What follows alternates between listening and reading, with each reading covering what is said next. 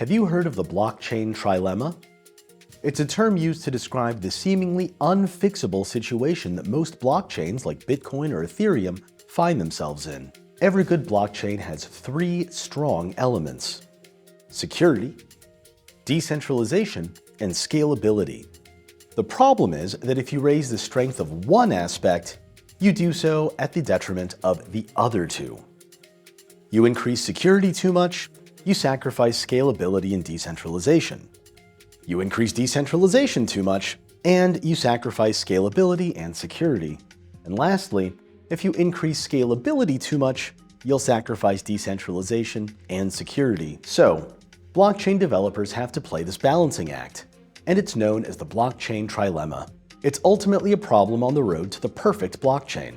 Indeed, a solution to the problem could lead to greater adoption of cryptocurrency and a widespread use of blockchain technology across the corporate world. So, how do you sort out this dilemma? Layer 2 solutions, that's how. But what is a Layer 2 solution? What kinds are available, and how do they work? Let's dive deep today. My name is Samuel John, and you're watching Deltatheta. Let's get into it.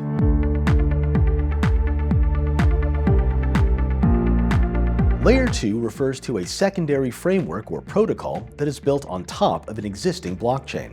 If you take the example of Polygon and Ethereum, you could say that Ethereum is the Layer 1 solution or mainnet, with Polygon being its parachain, a Layer 2 counterpart. Layer 1 blockchains often start with an emphasis on decentralization and security, both of which are arguably the most crucial elements in the trilemma.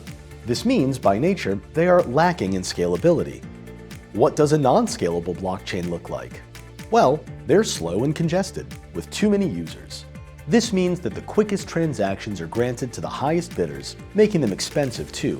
Layer 2 solutions like Polygon came about in the 2017 crypto bull run, when a huge number of people were onboarded to crypto, and the traffic became too much for these mainnets to handle.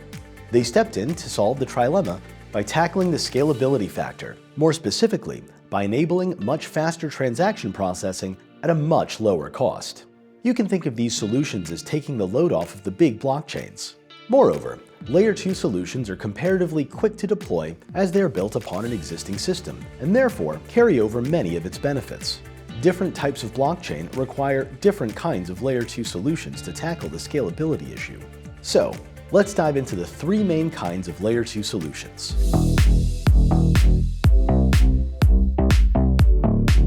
The nice thing about the Ethereum blockchain is that it doesn't just process transactions, but it processes lumps of data. This is what makes it the ideal blockchain for NFTs and smart contracts. Rollups take advantage of this fact and effectively take a group of transaction requests.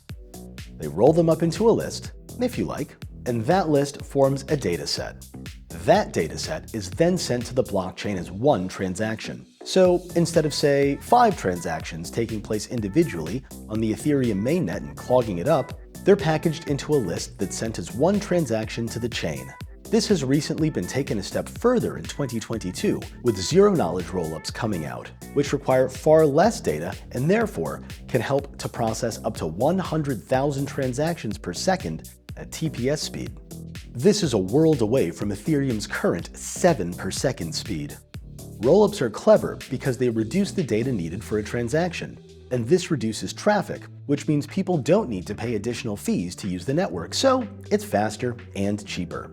Rollups are the simplest and probably the easiest kind of Layer 2 solution to get your head around. It gets harder from here on out, so make sure you have your thinking caps on.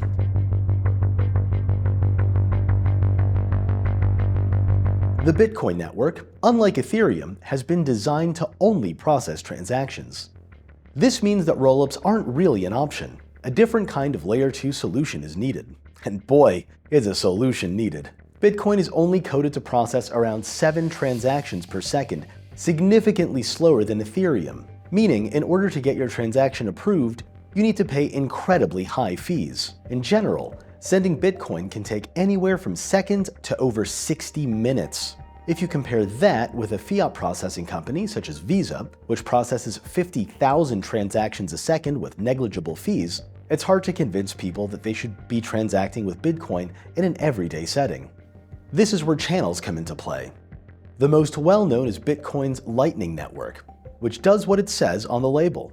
It makes things lightning fast. So, how does it work? Well, the Lightning Network is built a bit like a bar tab, where you open a tab for the evening so that when you're done, you only have to pay once. Moreover, multiple people can pay up under one tab, which means that maybe there's just one transaction for a whole group of people.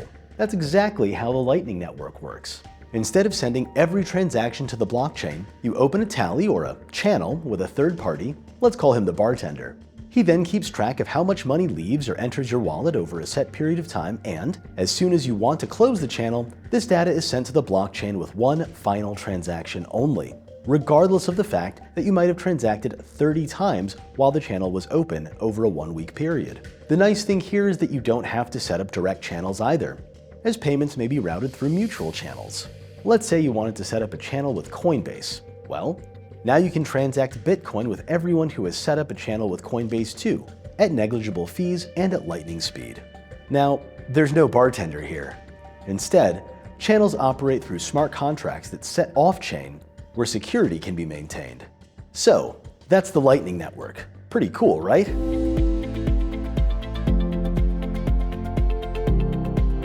Now it's time to look at the third kind of Layer 2 solution that we have on our list, and it's probably the most complex. Sidechains are blockchains within blockchains, or parachains. The idea is to complete transactions on smaller, nimbler chains that are later reconciled to the main blockchain. It's a bit like opening a new lane when traffic is clogging up on the highway. These sidechains can be built alongside pretty much any Layer 1 network. Polygon is the best example of a parachain, and is actually the most successful Layer 2 solution by user base. It works by easing the load on the Ethereum mainnet by offering an alternate chain with its own validators and consensus mechanism. All cryptocurrencies on the Polygon system use the ERC20 token, which is Ethereum standard, and Polygon will send transactions to the main Ethereum blockchain post-processing.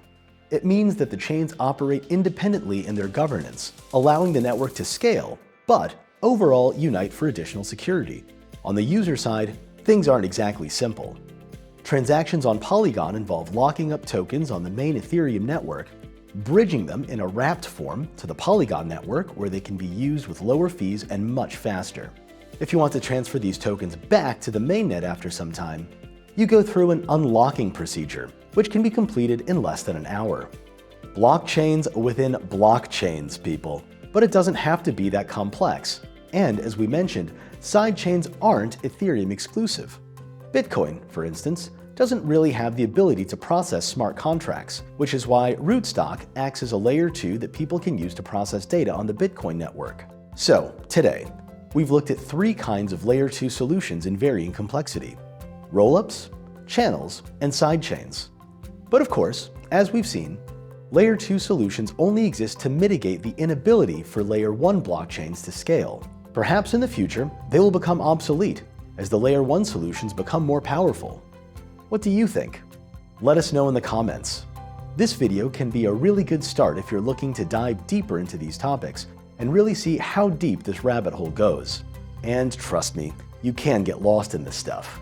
We'll be posting blockchain-related content every week at varying levels, so make sure that you're subscribed, and we'll be seeing you next week. My name is Samuel John.